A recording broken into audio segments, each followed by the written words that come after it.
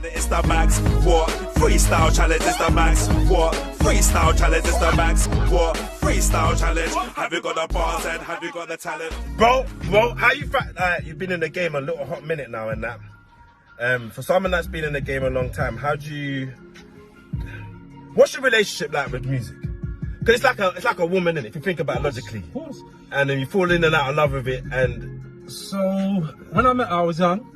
I love that. Talk like that, yeah. Just like that, yeah. She was the hottest thing on the block, and she taught me everything I know. She brought me in, she gave me the first ride, you know, showed me how to do my thing, taught me everything.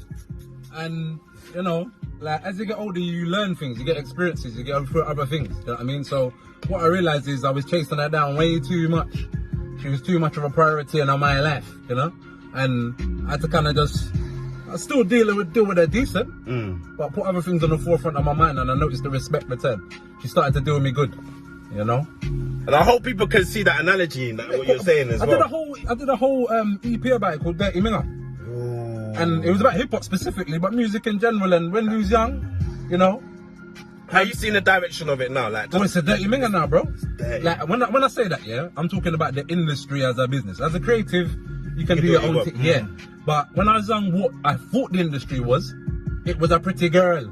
But really, enough people used her up and took her and abused her, and now she's old, bitter, spiteful. She'll suck you up, spit you out. Not, you know what I mean? But you know what I mean? She'll deal with you. Real. That's real, bro. Yeah, and often that analogy is you're gonna catch mad disease and stress and headache, and it's like gambling. The house always wins, you know. But that's the industry. So what we have to do as artists and creative is invest in the scene, which is the people, you know. Like the amount of time I spend billing with the people that are my supporters. I don't got no fans. I have one fan. I don't want no fanatical people around me mad and crazy.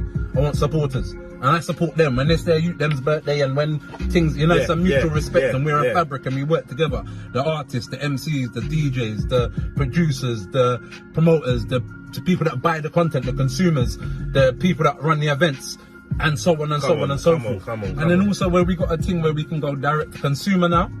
We don't need the machine as much. Make it work for us. You know, don't let them abuse us. Oftentimes, just to get a little, if not a blue tick, but a validation by a bigger something, we sell ourselves cheap rather than building up ourselves on a ground level together. You know, that's beautiful. So someone that's going through it. Alright, so someone at the moment now, yeah, because you've been through it on many occasions now, and when you go through a dip, yeah. They use the analogy of the relationship. It's disconnected. And it's disconnected. Yeah. How do you come back? Well, I've never had a dip. Like, it's only when I retired in August. And when I say I retired, I've been a solo artist. I work with enough people, but I was Rago Zulu Rebel doing Rago Zulu. Now I'm just building Rago Zulu Nation, and that it's a label, company house and that.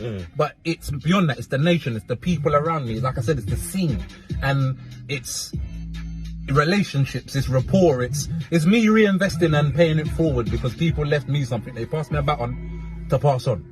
Do you know what I mean? So that is the work that I'm doing, and with other people that have done good by me, people that are doing things themselves. Like I said, from I got the call from my brother Max. Yeah, bruv, I went on it. You can tell the people. Yeah, it's even mad, you know. I said, Brad, you want to be on my? No, I'm not doing it. I'm not having it. It's like, no, but I respected it though. I did say, you know, if it is the case, I understand it can happen like that. But you're building scene, and that's what I'm here to build. So, and it makes sense. So my thing is even more, as an MC, we're quite ego-led. Yeah, we're quite bravado. That's a whole part of, especially in the hip-hop thing. Yo, DJ thing, yo. Yeah. I don't think you've ever been like that though, man. But the humility, it's in the essence of what man do. Man just do it around that message, which is a bit more humble. But if I didn't have that bravado something, I wouldn't be able to come and book. Like when I used to go gigs back in the day, yeah. And I remember someone called me out. I did a gig in Ponders End, and they called me out. And it was like, yo, we've got a Rago Zulu Rebel. And when I got there, I see these youths, and I held them up, and they held me up. They see the rest of the day. And when they said Rago Zulu Rebel, their man just started busting up like,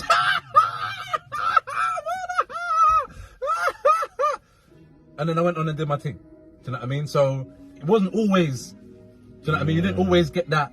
So where man has, if you didn't have that bravado, you couldn't come on stage and say, yo, when man started laughing at your name before you've even come on, you're going to be a bit like, oh. It's mad, isn't do you know what I mean? So mad. That's power.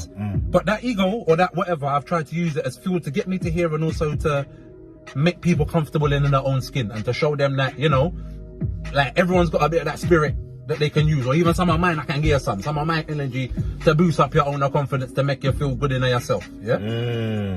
But yeah, now it's for man to humble themselves, because when I was a child I thought like a child. Now I'm a man, I must think and act like a man. Yeah. 100. And to filter into the background sometimes, and the same thing. I don't need to be at the front of the stage. There's a whole heap of different generations out there doing what they're doing, or other people that might even be a bit older but they ain't had their time yet. You know what I mean? So man's like Mike Tyson. You see that man ain't knocking. But he will come back for. He's come back for other things. Yeah. He's doing it in other ways, podcasts. Yeah, and then he will get in the ring every now and again and block up something. If but he has to. Yeah, don't mess with Mike, bro. And he's still got the fear. He's still got the fear. But he's just in a better place spiritually, mentally, you know. No, pick up yourself like all the day, fam. Max Freestyle Challenge. We're just spitting knowledge and that. Within our struggles makes us stronger, sharing our strategies makes us wiser. You don't know the man space inside. Brock wide! It's the Max, what? Freestyle Challenge, it's the Max, what? Freestyle Challenge, it's the Max, what? Freestyle Challenge, have you got the bars and have you got the talent, it's the Max, what? Freestyle Challenge, it's the Max, what? Freestyle Challenge, it's the Max, what? Freestyle Challenge, have you got the bars and have you got the talent?